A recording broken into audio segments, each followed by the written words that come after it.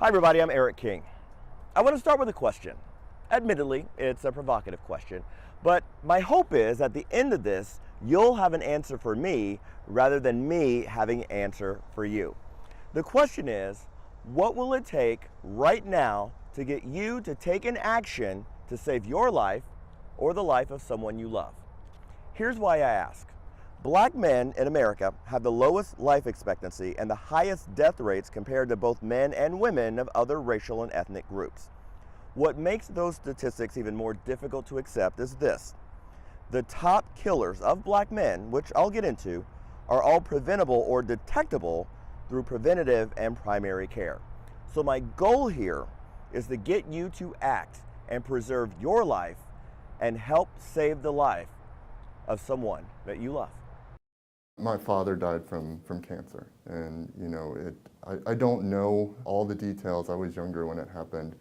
Could screening have caught it or prevented his early death? But that it certainly is what inspired me to go into medicine, without a doubt. Our expert with a personal stake in the importance of primary care is Dr. Madison Ryle, who practices internal medicine and pediatrics with Norton Healthcare in Shepherdsville. The importance of having a primary care physician is having a relationship with someone that you trust. Dr. Ryle is also my personal physician. If you have a relationship with a primary care doctor, you can catch a lot of those things. You can catch the diabetes, you can catch the high blood pressure, you can catch cancer in early stages and change those outcomes. Dr. Ryle says, and statistics show, far too many people wait until they're sick or in crisis to see a doctor.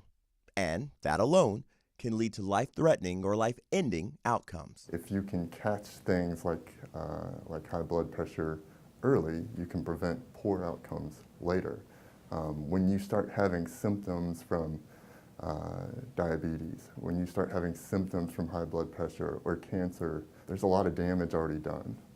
And a lot of disability that can come from that. Primary care doctors screen for high blood pressure, different cancers, heart disease, diabetes, kidney disease, hypertension, and the list goes on. I referenced these specifically because they, along with strokes, are the top killers of black men who, even when barriers like insurance and access to healthcare don't exist, still often avoid primary care. That inaction can be the equivalent of a self-imposed death sentence. Unfortunately, when we look at the prevalence of, for instance, kidney failure, it is strikingly different in African American, specifically African American males, compared to their white counterparts.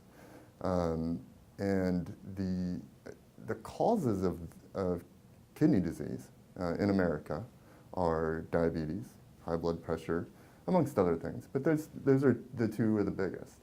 And those are modifiable things. Those are things that if caught and treated early, you can prevent those poor outcomes. In an open letter to black men, I wrote, skipping out on regular primary care can be a self-imposed death sentence, especially for black men. Now that's an argument, it's an aggressive one, but it is one that the executive director of Norton's Institute for Health Equity underscores. So now, a look at why black men tend to skip out on regular primary care and the most dangerous impact it's having right now. I think men in general, when you look at men in general, they're less likely to be forthcoming with their health issues.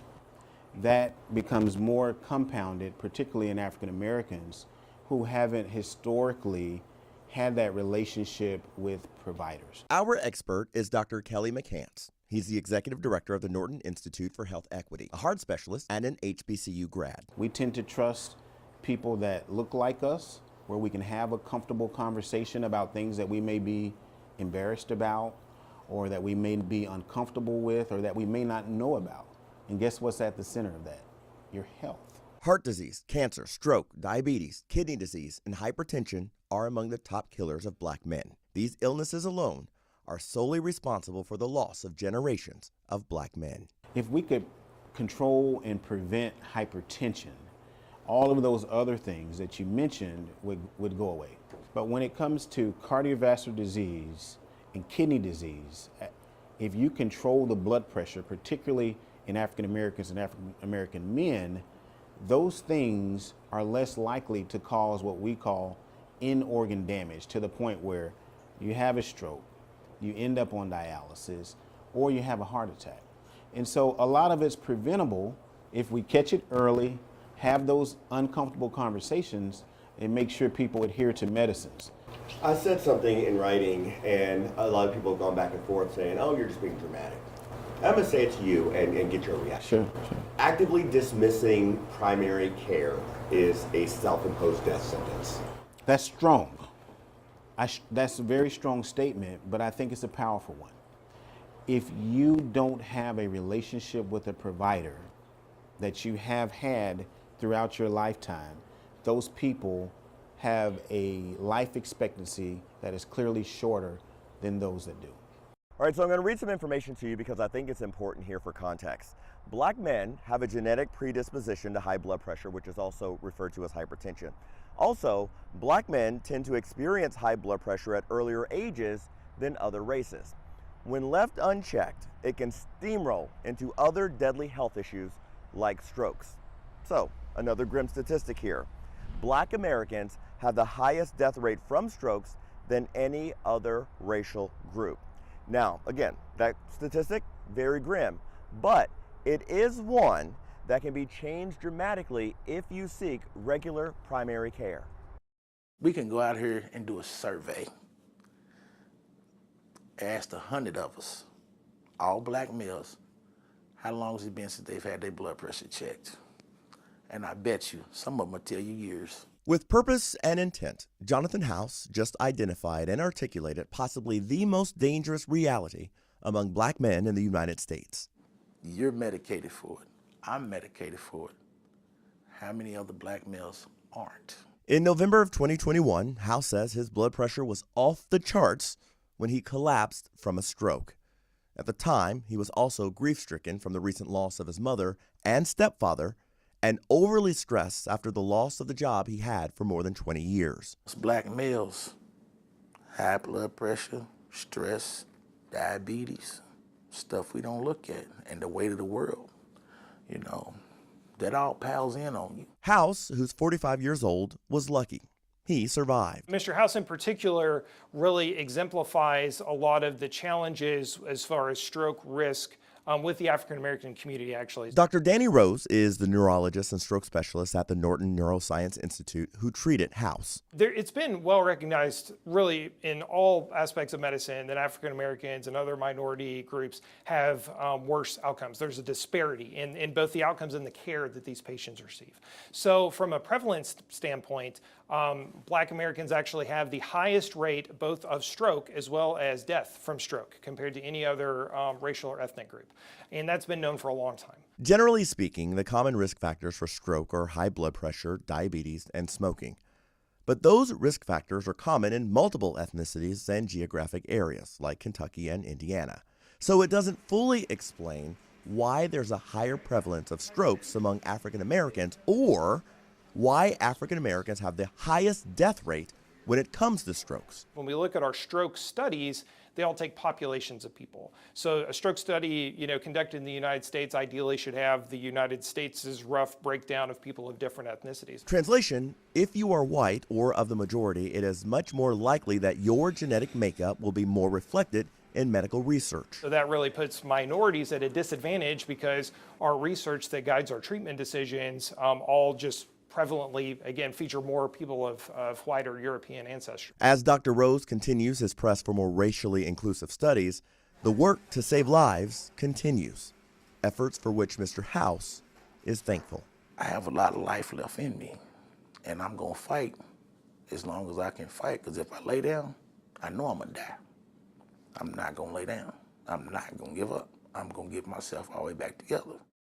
One of the most important things that you can do right now for your health is to have your blood pressure checked and to schedule an appointment with a primary care doctor and see that doctor regularly. High blood pressure is the starting point for a majority of issues that are killing Black men in America. So to drive that point home, I want to introduce you to someone who wants to use his life to ensure your health outcomes are vastly different than his. In 2007, DeAndre Gaines found himself dizzy with his heart pounding. On my way to work one morning and just didn't feel right. Hours later, he woke up in an emergency room. They told me I was having heart failure. DeAndre was 28 years old. He ended the day with a new pacemaker implanted in his heart. It was what you might call a bad day. Terrible. It wouldn't be the last of the bad days. Depression, continued health struggles, and incarceration plagued him for several years. By 2020, his heart, and this time his body, were failing. All of his organs were starting to fail.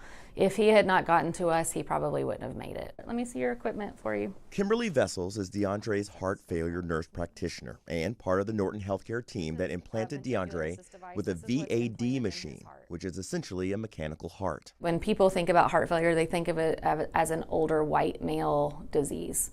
It is for that population, for the older white males, but we see younger African American males with this disease. At age 43, DeAndre's life now depends on rechargeable 18-hour batteries. If I leave the house, I have to put on battery packs. When I'm in the house, I have to plug myself into a wall unit. You know, that was an adjustment of its own, you know, of not being able to get up and go the way I want to go. Happy and spending as much time as he can with his 4 kids, DeAndre and his medical team know time is part of the concern. The average life expectancy is 75. I have to be able to get you to 75 in some way or another.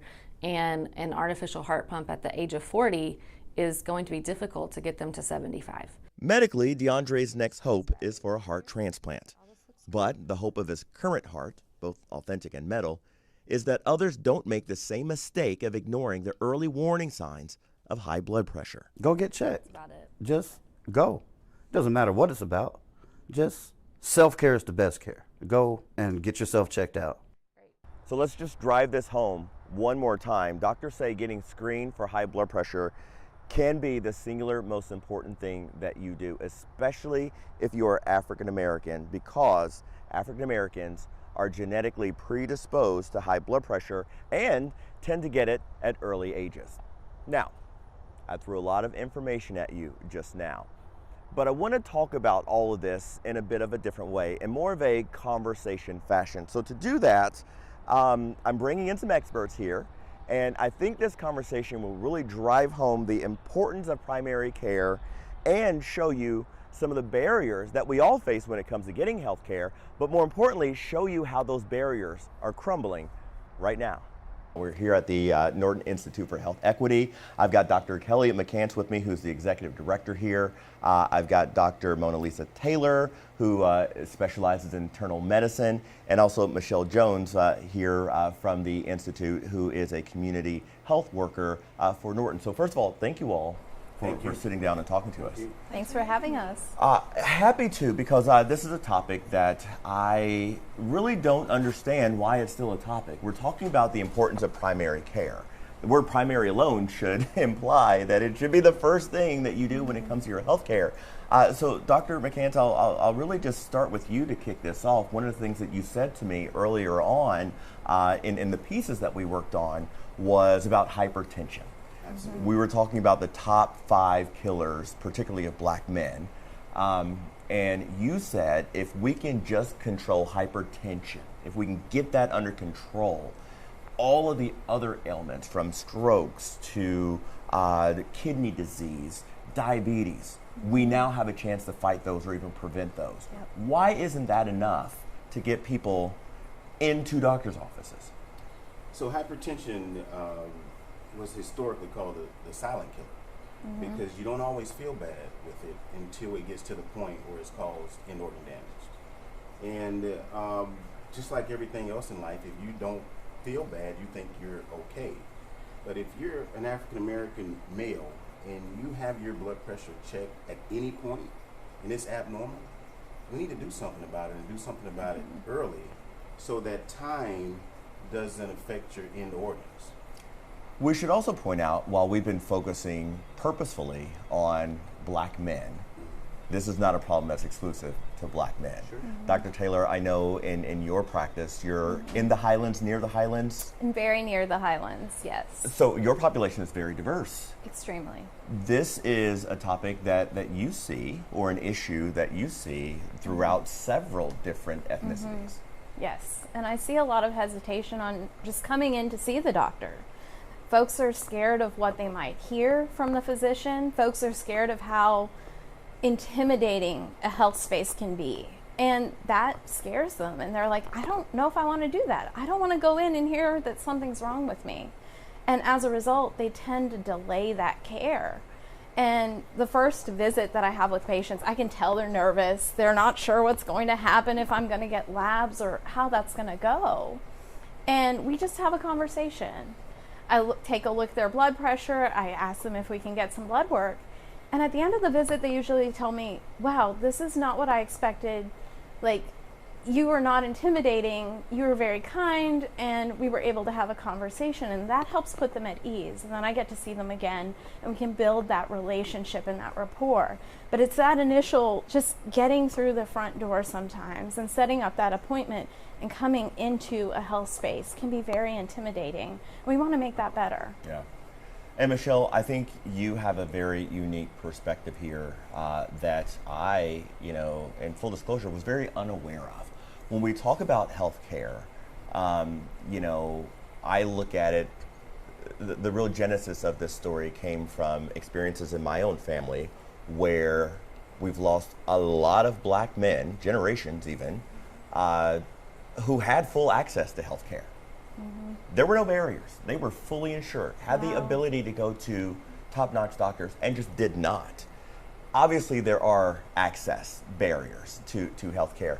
In your perspective as a community health worker, you're going out and working with individuals in homes and in community partners who are telling you some of the reasons why they're not coming to the doctors. Talk through some of the reasons why people are not putting primary care as their primary focus. Of course. Well, as a community health worker, my goal is to identify social determinants of health. So those things that are going to be barriers.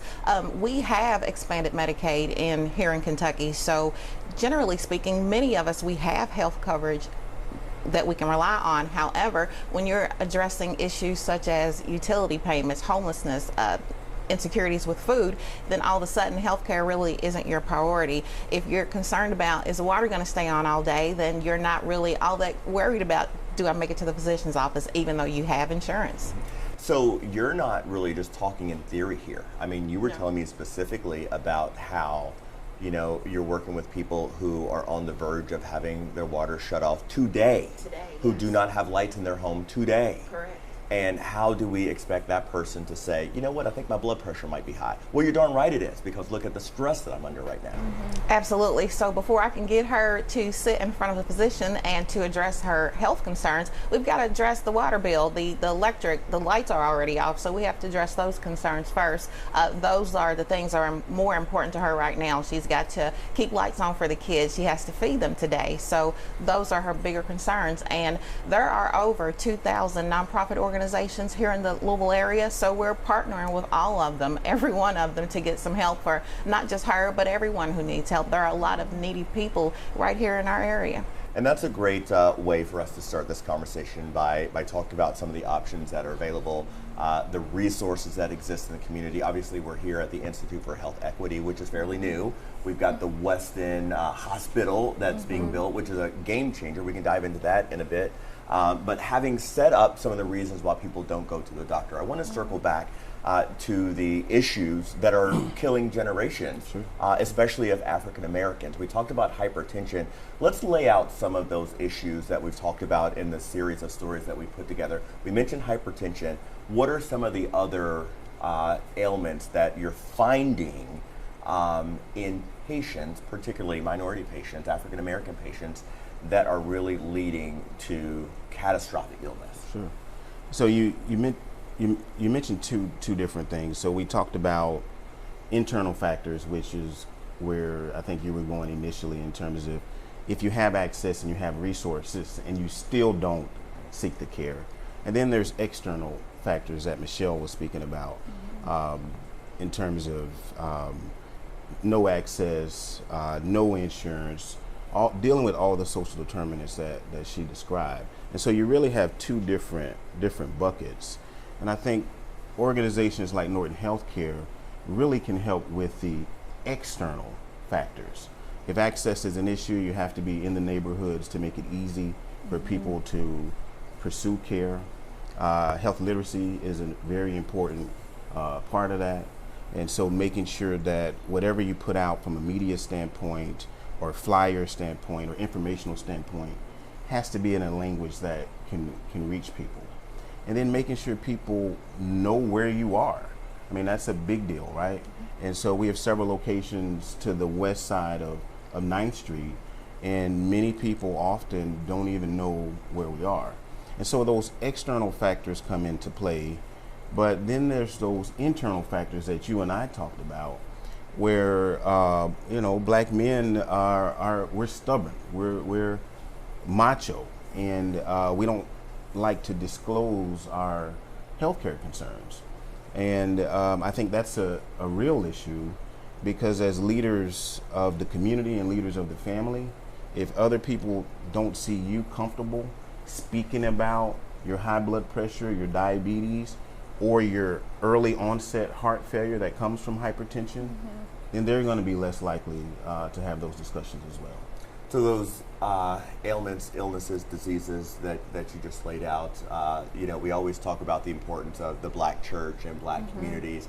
And I know what it's like growing up. We'd always have the sick and shut-in list, right? And at the point of being a child, you look at that and you think, oh, look at all those old people. Yeah. Now I look at that and I see hypertension, diabetes, kidney disease. I see preventable or detectable illnesses. And it angers me because I'm sitting here looking in print at names of people whose lives and health outcomes could be vastly different if they had just come to see you. Right. So out of the ailments that we've laid out and what we know to be true about the value of primary care, I just want to hear you talk about the importance of getting people through the door to see you. Okay. Well, I know one of the first things that we're always doing is checking vitals. We're checking your blood pressure when you walk in through the door. And that gives me an idea of where you're normally sitting. If you're in a normal blood pressure range when you come in to see me, you're probably in a normal blood pressure range. But if you're elevated, particularly on the top and the bottom number, what those are, systolic, diastolic. The diastolic number is the one that tells me more about the heart and how it's functioning. So is that the top number or the bottom number? That's the bottom number. So a lot of people, they'll come in and say, oh, I'm just stressed out to come see you. I'm like, well, the bottom number is telling me a little bit more about your heart. This is beyond just the stress. You're having higher blood pressures in your day-to-day that you're probably not realizing because your body's making accommodations for you. I always like to tell my patients, your body is very smart. It's continuously making adaptations for you. So that way, if something is going on, you may not realize it. And doing our vitals, just simple vitals, blood pressure checks, getting blood work, I'm getting blood counts, I'm getting kidney and liver function. The kidney function gives me an idea of how well your kidneys are perfusing and how much blood they're getting, and that they're working to their best capacity. Now, if something's going on there, I want to make sure we tackle the root cause of whatever's causing the kidney function to not be so great. And maybe that is the high blood pressure that we're talking about. Maybe that's the diabetes. But that helps me make that impact on that second visit. And Michelle, I never presume to know someone's ethnicity by looking at them. I think that's foolish. But I believe you confirmed that you're African American. I am. And so when we talk about the particular ailments that are prevalent in African American communities, obviously you fit into that. But tell me if you agree with this. Oftentimes when we talk about black men in particular, what Dr. McCann said, there's that bravado that I'm this, I'm that, I'm not going to go to the doctor. Oftentimes it's the black woman who's the backbone of the family who's getting the black men to actually come see the doctor while dealing with your own health issues because you're you're predisposed genetically to the same issues. That's a burden on you that I don't think most people are aware of. It is a burden, and I think that we have to do better at prioritizing our own health because, as you say, the black woman, we're the backbone of our family. So we're not necessarily, we're pushing the kids to eat the best foods that we can provide for them, and then we're pushing the men to go out and get the health care. Don't be stressful because we need you to provide, but then we are not necessarily prioritizing our own health. So we've got our own high blood pressure and diabetes to deal with, and not eating the best of foods because we eat whatever is left. So we're not prioritizing our own health, but we as a people, we're not prioritizing our own health, and we have to do better. So, but that's part of what we do as a community health worker is we teach people how to prioritize themselves. So we want to deal with those social determinants of health, but we want to teach you to take care of yourself. We've only got one of us, and we've got a limited time here, so we want to take care of ourselves. Yeah. What is it, as we learned from the commercial airline industry, and I know you were just recently on a plane for, 20 plus hours, you've got to secure your own mask before you secure the mask of others. What were you about to say? If I can build on that a little bit. So when obviously we're talking about black men, but you can't talk about black men in isolation without talking about women in the community.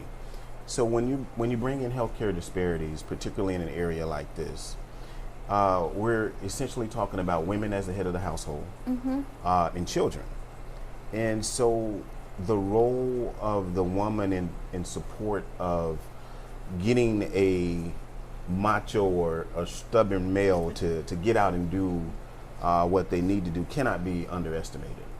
And particularly when you talk about healthcare disparities, a lot of the education, a lot of the information, a lot of the trust needs to be built with the women in the community as well, because they're the head of the household 60% of the time. They're the anchor, and if it's not them, then it's their mother, the grandmother, that was also the anchor. And so I just wanted to point that out. When you're dealing with healthcare disparities, usually in an African American community, we're talking about women and children for the most part.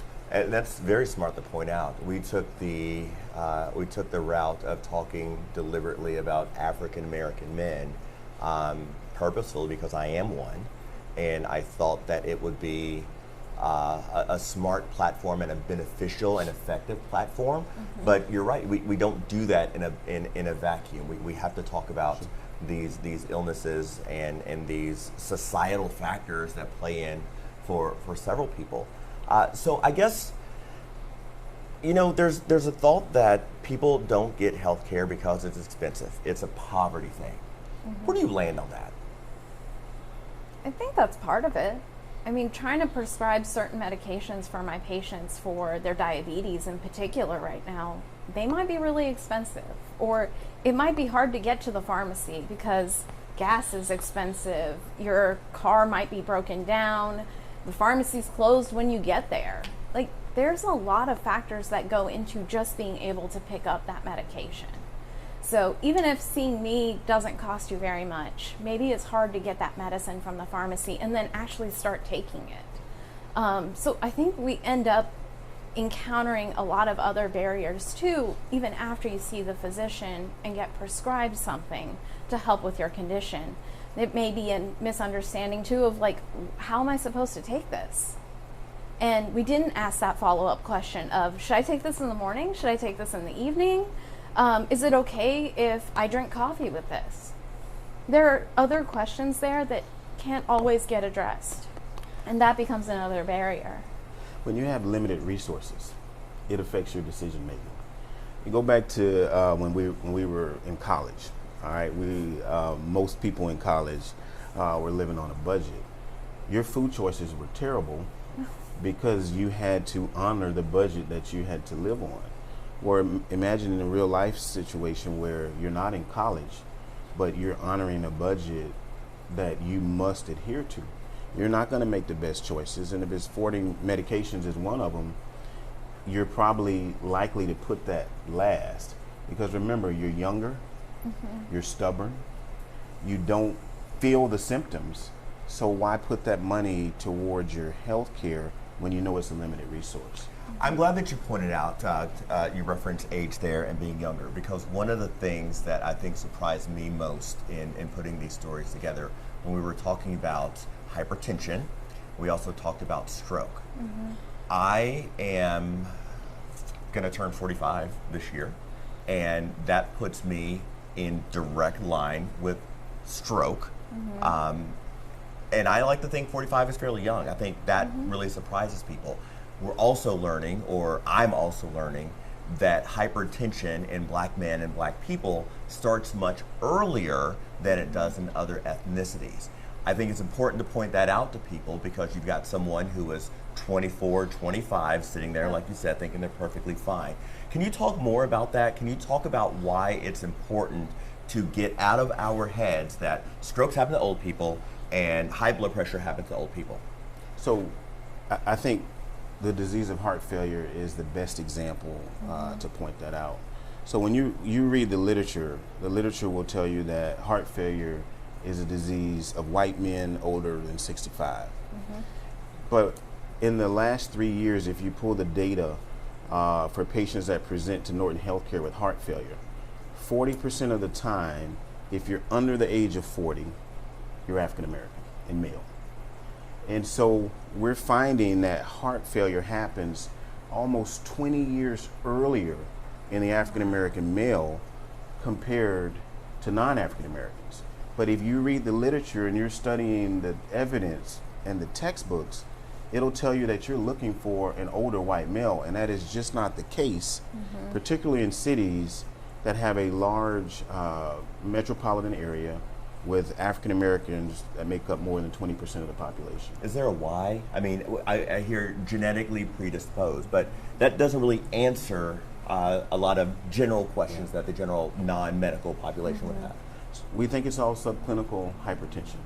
Means you have hypertension that, again, you go see Dr. Taylor, and your blood pressure may be hovering around normal, and the doc pats you on the back and says, we'll see you next time.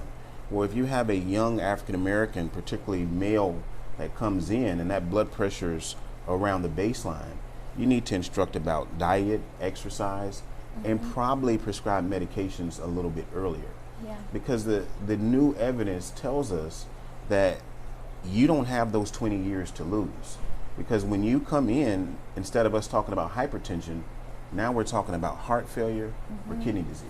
Yeah, and we saw that in one of our pieces with DeAndre Gaines. That's right. He started with hypertension, escalated to different issues, and now he has LVAD. Yeah, LVAD. and something that was really profound in that story that I thought was his nurse practitioner was saying, you know, if I get someone in their 60s and I have to give them one of those external heart machines, you know, typical life expectancy is 75. I have to get that person at 75, which I can do. Yeah. But when they're 40, That's right. how do I get a 40-year-old to 75 with that machine? We don't think about things that way. When you have patients come into your office, do you find that they are very surprised at the fact that what Dr. McCants is saying is true, that actually, yeah, you're 26, 27, but hypertension is an issue for you? Right. They are surprised. As we were talking about that, I was thinking of a young 40-something African-American male who I have, who had been off of his blood pressure medications. He had gotten started on them, and then he had been off due to some other circumstances, and he had been without a sleep apnea machine as well, and he had sleep apnea. And as a result of that, he had uncontrolled hypertension. So I was getting him started back on his medications, trying to see him back. He comes in for a visit, and he's like, "Doc, my legs are swollen." Like, "Your legs are swollen?" And they were. I was like, "Are you sleeping in your bed right now?" He's like, "No, I'm actually sleeping in the recliner." Like, "Is that because you can't breathe?" He's like, "Yeah." Like, "We need to get an echo. We need to get an echocardiogram and actually look at your heart." And his heart function had already decreased to about 30-35%. And that's where this uncontrolled hypertension, this uncontrolled sleep apnea, because oh, it's no big deal, I don't have my sleep apnea mask right now. And it was actually a supply issue at the time. But those pieces are so important. So even if you are young and your partner is telling you, hey, you know you're snoring, hey, you know you stop breathing at night, or you're going to the bathroom multiple times at night, that might be a sign that you have sleep apnea, and that might also lead into this undiagnosed or this subclinical hypertension. And that's adding to more pressure on your heart. Yeah, and you just laid out so many things that so many people will deal with and not think twice about. They think, oh, I'm just getting old. This is what happens. And I always tell my patients, age is just a number. I don't care how old you are. These kinds of things can impact us regardless of if we're in our 20s, 30s, 40s, or above. Hypertension doesn't say, oh, I'm only here to affect the folks in their 60s. I'm only here for the 60s. Yeah. What I find fascinating about specifically the three of you in this setting and capacity is we've got all different levels of intervention. That's right. So Michelle, you're in the door first. You're checking on people to find out how can we get access. I'm going to circle back to you with a question there. You, Dr. Taylor, primary care, internal medicine. You're the one that we're trying to get people to. Yeah. And you, Dr. McCants, with specializing in cardiology, you're the heavy. I come to you when things have gotten bad. Yeah. And so I love the progression of that we have here. And so, from a clinical standpoint, when you guys are seeing patients, you can look at the body, you can look at all of the tests that you take and offer advice and counsel and create a plan. Michelle, with you, when you walk in and you're seeing firsthand, the struggles that someone is having in their life, from not having lights on to not having water, and there are ailments that you can see. If someone is having difficulty breathing. If someone is short of breath or unsteady on their feet. You can see these things. How do you get through those moments when you know this person needs help right now, but you've got to counsel them and talk with them about all of the other external factors? Well, I will tell you, Eric, I'm actually not really the first one in the door. I get referrals from Dr. McCants. I get referrals probably from a Dr. Taylor. So they're letting me know that we're doing what we're supposed to do. The patient is coming, but yet there are some issues that are external issues that are holding them back from being able to get the medication, to take the medication. So I'm not necessarily the first one. But you see them in that capacity where you see the struggle, and you see the desire, and you see the need. And I can only imagine being in that situation and having you come in, and first I'm embarrassed, then I'm sick, and then I need your help. That's got in my mind, that's just, I guess my question is more about how you deal with that. Well, I will tell you, when I get a referral, like from Dr. McCants, for example, I reach out to the patient before I get there, so they're not as embarrassed as you would think by the time I reach their home, because we already established a rapport before I get to them. So then when I sit down with them on their couch at their kitchen table and we're just talking about things, I think I told you earlier that I'm not afraid to bear my own scars. We've all traveled a broken road. We've all been through a thing or two, so that when I talk to them, they know that I'm coming from a genuine place. So they can tell me, yeah, as a matter of fact, I don't have toilet paper, or I don't have food to eat for tomorrow. So we talk about those things, and I'm speaking to them just as a person, as a single mother, as a single grandmother.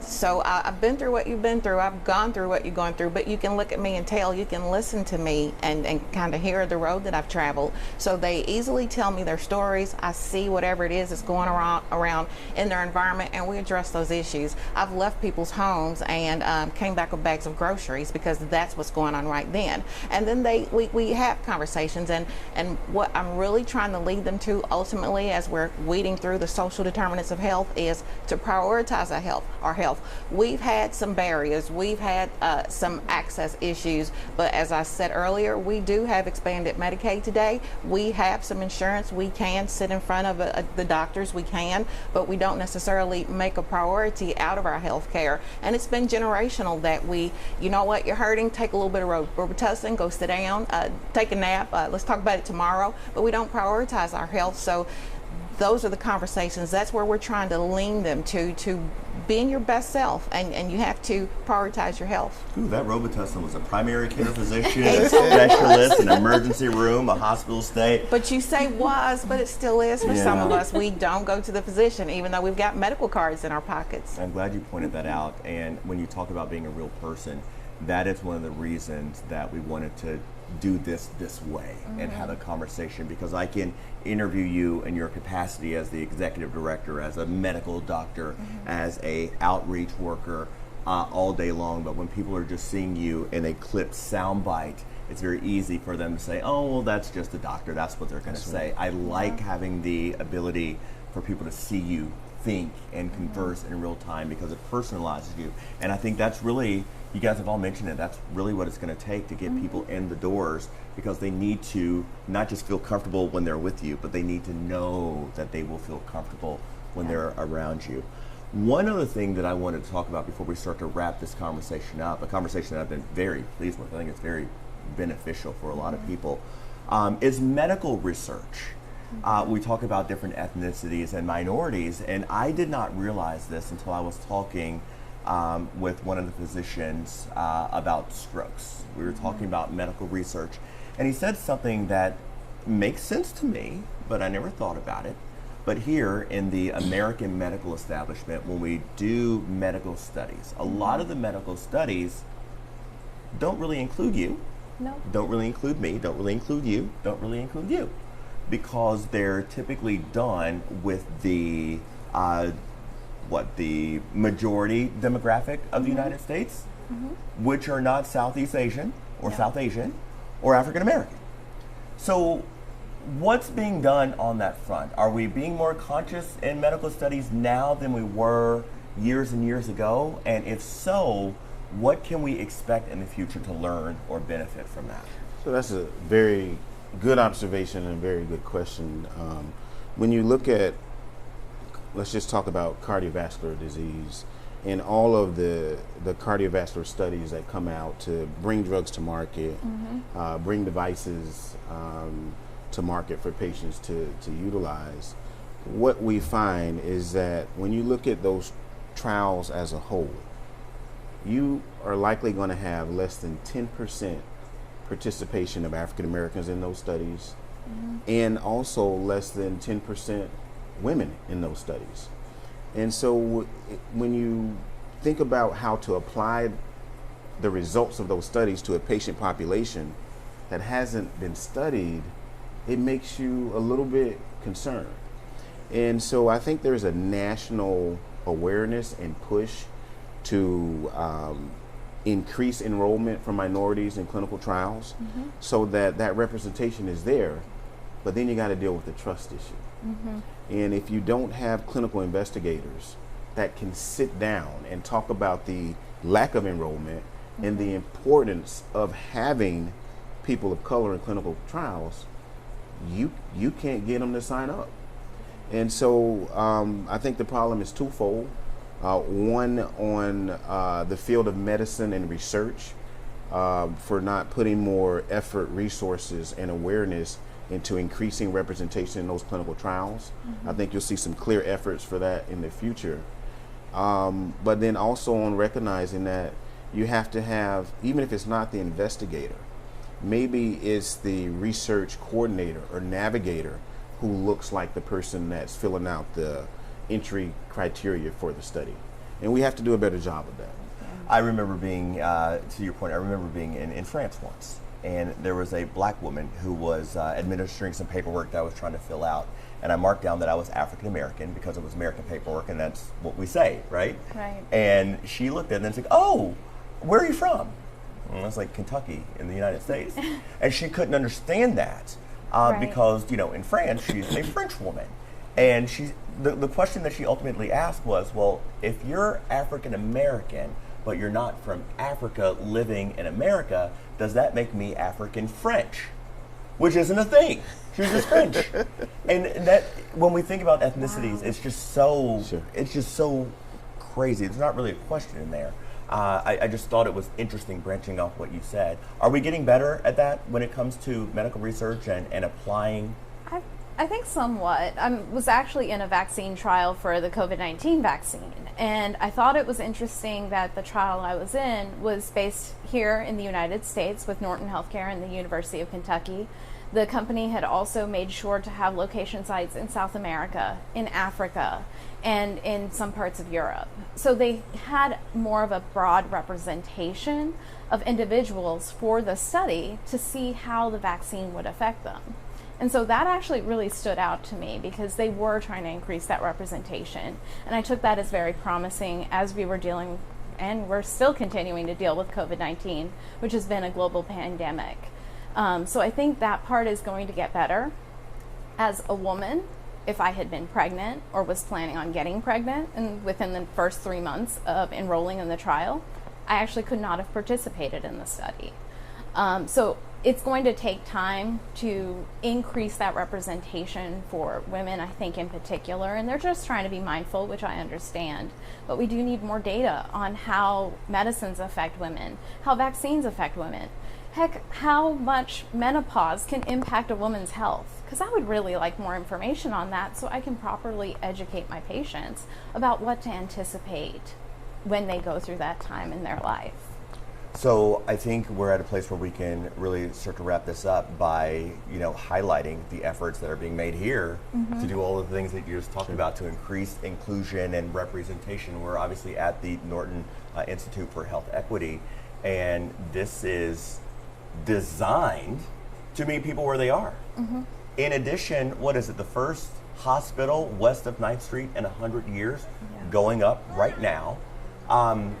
Give us a grade on where we are right now when it comes to addressing the barriers and access to healthcare, particularly in this community. So, first of all, I think Norton Healthcare has done an amazing job of getting out ahead and being intentional about addressing healthcare disparities. There are a lot of organizations here in the community that have been engaged in this line of work for a long time, but I think I'm proud that the intentionality of what Norton is doing speaks to my heart as a physician, as an African American, and being located in the community is huge. So when we look at the investment, which is now going to be upwards of over $100 million in 2 years, I don't think there is another organization in the country that's moving at the pace with the investment that Norton is doing. And so for me, it helps to fuel the passion to address those disparities. And, we just want to serve as a blueprint for how other organizations should move. And we'll mention that you and your capacity and your work have been invited internationally to speak. You just got back from speaking down in Australia. Dr. Taylor, you are being inducted into the Kentucky Medical Association. What did you say, the first woman of color? Yes. To have that happen? Yes. So that in itself is something to celebrate. And I would imagine you agree then that the efforts that are being made to really increase minority inclusion and representation are top notch. Definitely. And I think we're seeing all of our organizations have more of a focus on having that representation, even amongst physicians. I think that this organization that I'm going to be the president of has been in existence for over 170 years. And I'm the first female of color in that period of time, which is crazy to think about. Because the same disparities that we're seeing in our patient population, it's existed between physicians in our communities. If you're white, if you're African American, if you're an immigrant of South Asian descent. And so this opportunity to bring people together and have these bigger conversations and a better understanding of what our African American colleagues face, what our South Asian colleagues face, what our Filipino colleagues face, I think it's going to help make us better in terms of our ability to provide healthcare for our patients. And Michelle, I grew up in Bardstown, obviously much smaller than Louisville, and I was thinking when I was first meeting you, I was thinking, wow, the position you're in didn't exist when I was growing up, and I thought well, that's just because I was in a smaller town. No, your position did not exist. That's correct. Years and years ago. So your sheer presence is an example of the progress being made. How does that feel when you come to work every day knowing that you're part of the effort to really create access to healthcare for a population that has been historically excluded or dismissed? It feels incredible. We're all excited to be here in this place right now doing what we're doing. As I told you earlier, I've traveled a broken road. We all have. So we are the people that we serve is our internal motto. We're happy to be here and to do the work that we're doing, and the time is now. The need is very great, and we're equipped because of the things that we've done, the roads that we've traveled. Well, Michelle? Can I build on that a little bit? So we're extremely excited about Michelle and her position. Up until 3 months ago, Norton Healthcare only had one community health worker. We've been blessed to have 8. And as you pointed out, she may not be the first to enter the door, but she's certainly the boots on the ground. Yes. And patients feel more comfortable interacting with the community health worker than with their physicians sometimes. And so, again, for an organization to move in that fashion, to put resources in a non-clinical position that doesn't necessarily bring revenue, but links people to resources is powerful. And I don't think there's another organization that's doing that in the United States. Dr. McCants, Dr. Taylor, Michelle, I can't thank you enough, not just for your time, but for your expertise and what you bring to the table. Because at the end of the day, access is everything. Primary care saves lives. And I say all the time, I don't know what it's going to take to get people to get up and get out to see their doctors just to get checked.